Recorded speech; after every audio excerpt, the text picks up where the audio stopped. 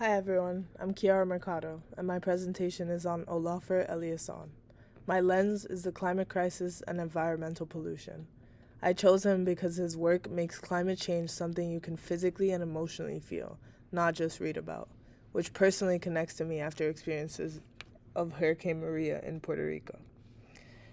Ice Watch is a piece he created in 2018, where he placed huge pieces of glacial ice into public city spaces, letting people touch them and watch them melt.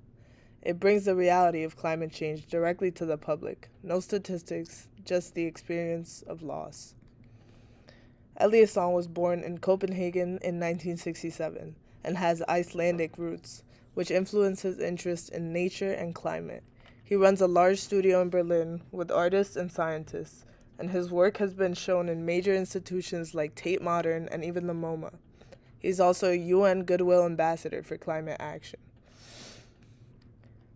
Here we see his work fits the climate crisis lens because he uses art to make people feel environmental change.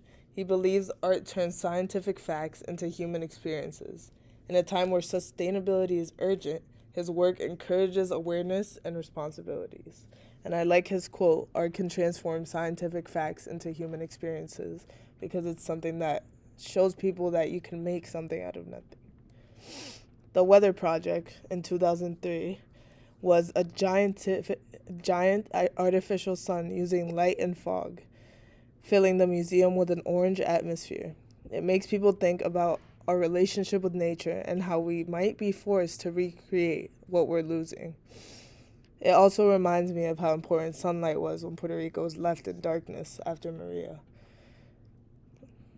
Moving on to Ice Watch, again, more details. 24 blocks of ice from Greenland. Eliasson said, "Feel the data," meaning climate change should be something we experience physically. Watching ice melt in real time makes the crisis impossible to ignore. And you can see him standing there with his huge ice pieces and them slowly melting while people watch. Moving on to Little Sun. This one really spoke to me because not only did he create it for us, but he created it for all people. And it was a very cheap thing that most kids could have, so they could have a little light in their lives. It's a solar lamp created for communities without electricity. This piece connects to me personally. After Hurricane Maria, my family had no power for weeks. Light became a symbol of comfort and survival. His work shows how art can also be a solution. Moving on to the creative process. Eliasson works with teams of engineers and researchers, treating his studio like a climate lab. He uses materials like light, water, fog, and mirrors to explore how we perceive nature. His process itself reflects environmental awareness and collaboration. And I just think this is such a beautiful art piece. Walking through this would be amazing, and seeing the sunset and seeing how it looks through different forms of light. It's beautiful.